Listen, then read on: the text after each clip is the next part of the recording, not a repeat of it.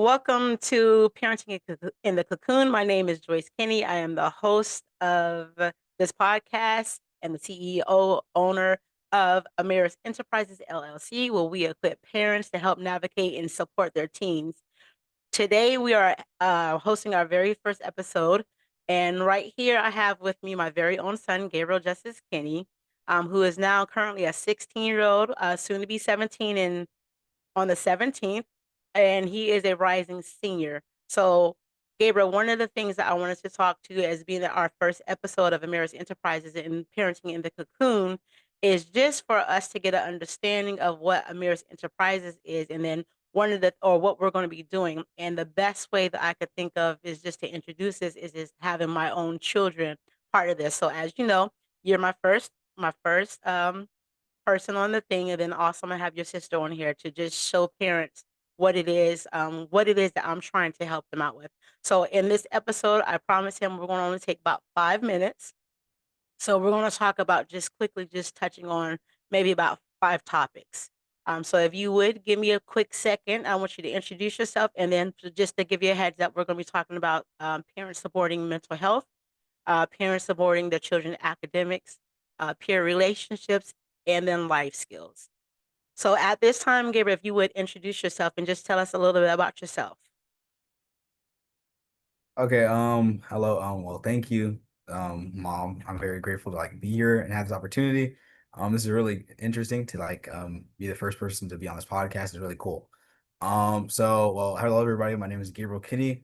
I'm a rising senior at North Carolina School of Science and Mathematics in Durham. And I'm currently studying engineering. So that's what I mainly do at SSM, and I'm involved with a variety of different clubs like National Society of Black Engineers, FRC Robotics, and other things like that, and our clubs, BSU, things of that nature. And I also do a lot of community service work back home in Fayetteville.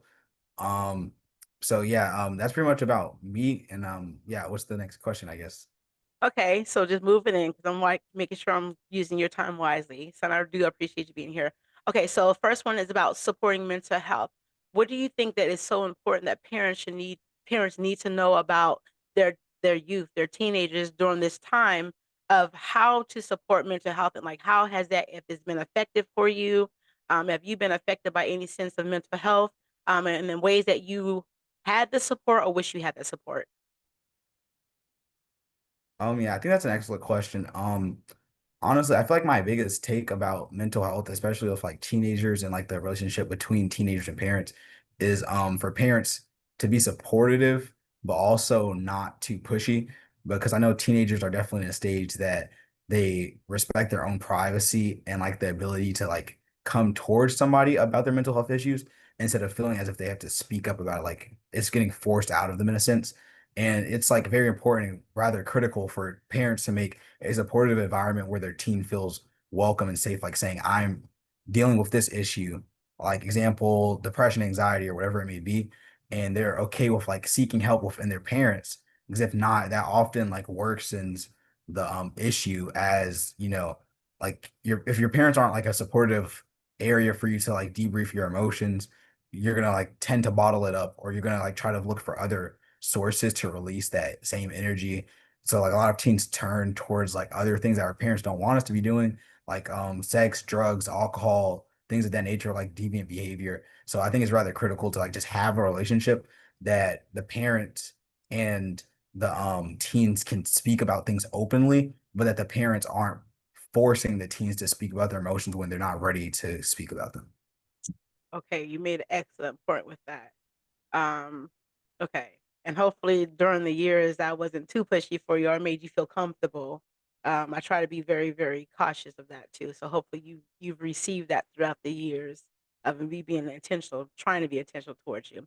Okay, well, thank you for that input. So my second topic, how about academics?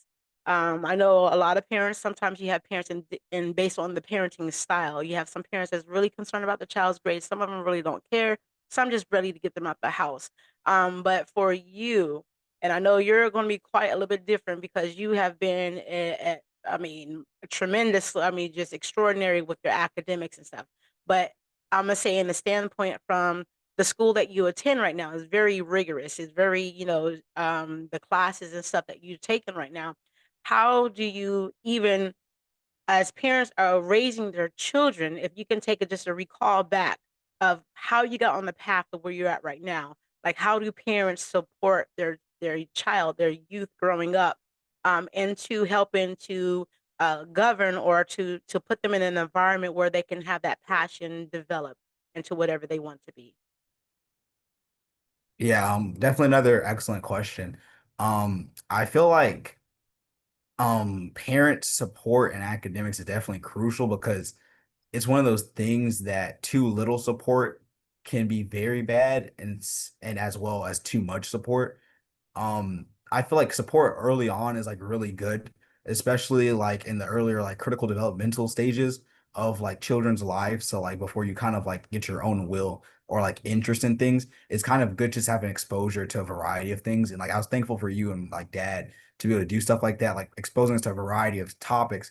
So like we know that we're not limited to things and we can kind of find our own passion.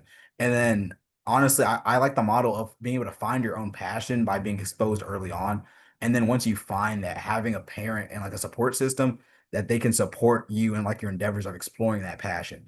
And I feel like it also comes with a sense of a parent needing to like not be necessarily harsh on their child, but like say we have this expectation for you, or whatever the expectation may be for the household, but like let it be like not necessarily loose or lax, but just enough to be like, okay, you have to stay on top of your stuff, and because that's how you get successful in life. Like, not saying that academics or grades completely correlate to life success, because that's not true, but like having some type of standard to hold yourself accountable for, like it teaches like early on discipline and like accountability skills that are really critical for exploring your like intended like major or career path, or if you want to go to the military. Like it teaches that skill early, so like if you knew that, well, in my case, I guess I knew that I had to come home with at least a B every like reporting semester. So like, like that's what y'all expect. It was like A's and B's. That's like, you have wiggle room to like mess up because that happens. So like, but it also knows that like, you can't really slip too far down. You have to hold yourself up.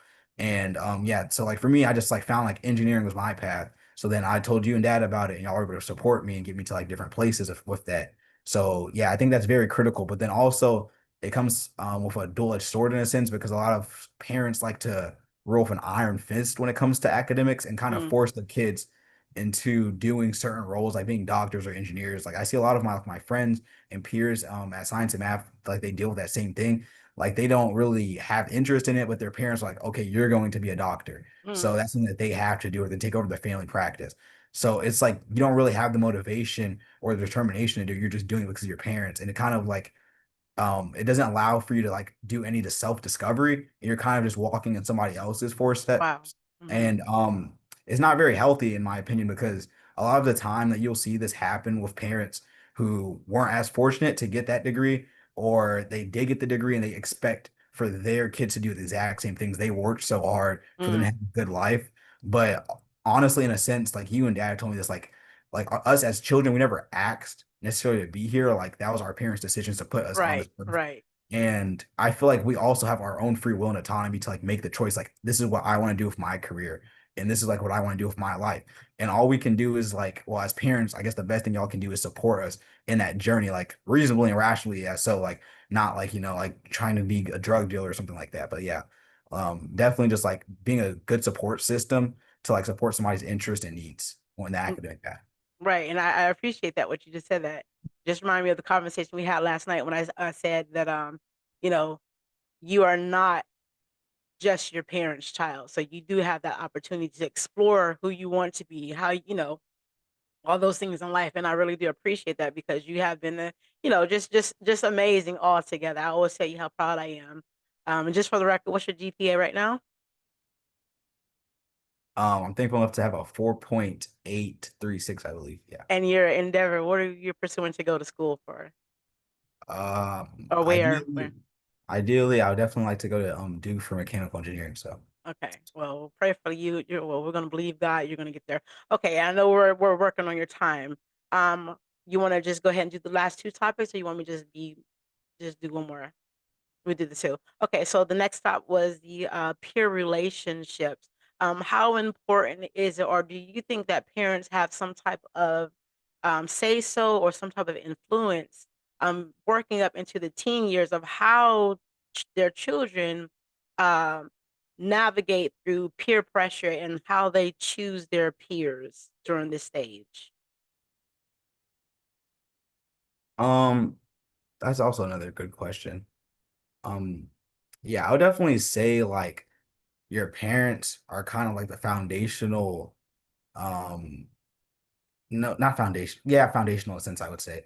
Like as a developing child, the first like signs of communication or like social navigation you see inside of the home.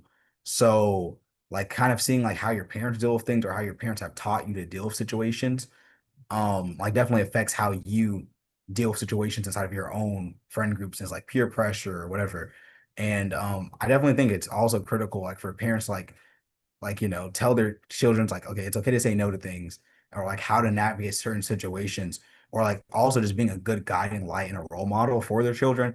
Because like early on as a kid, like you're just absorbing information and you're gonna mimic those that are before you, which are your parents. So if you see your parents outside like navigating a heritage situation, like let's say someone offers them like some type of illicit substances that they shouldn't be doing, and like that's something that you don't want your kids to be doing, but you take it, your parents see it like, okay, mommy and daddy are doing this. Maybe it's okay for me to do so Okay. because they're not necessarily thinking that like, okay, this is wrong or this is bad. Or like, or regardless of what you may say about it, like they see you doing it and it kind of makes you a hypocrite. I know like a lot of more situations have like more complexity and nuances than that, but that was just like a bare bones example. But like essentially just like realizing that you are kind of being the role model and you're setting the tone for what it looks like Mm, to just be a decent human being within friendships and relationships, and also like how to navigate social situations.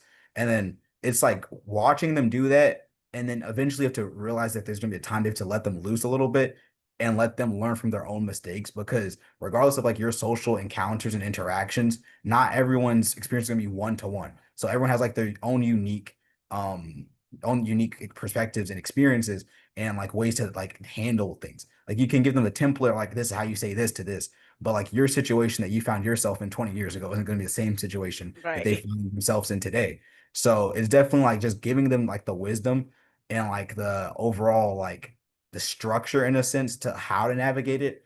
But then after that, like you're trying to prepare them to be critical thinkers and to be adaptive. Mm, Because if they can be critical thinkers and adaptive, they'll be like, okay, I can handle the situation, even though I've never been in it before. Like knowing like critical thinking, like being wise, like, okay, like having clear vision of like what to do in a hairy situation, I can get through this. So like, yeah, it's just kind of a parent, like preparing your kids to not necessarily only follow in your footsteps, but to think beyond that, yeah. to like kind of see you as like a template to use or like a tool in a toolbox rather, Mm, but then also giving them the tools to like think outside of the box or think for themselves inside of the situation so they can like, navigate social conflict and such. I love that. I love that. Wow. Okay. Awesome. I hope somebody got something from that. Okay, the last one, life skills. How important do you think it is? And just once again, you are like the I don't know. And I'm not being biased because you're my son.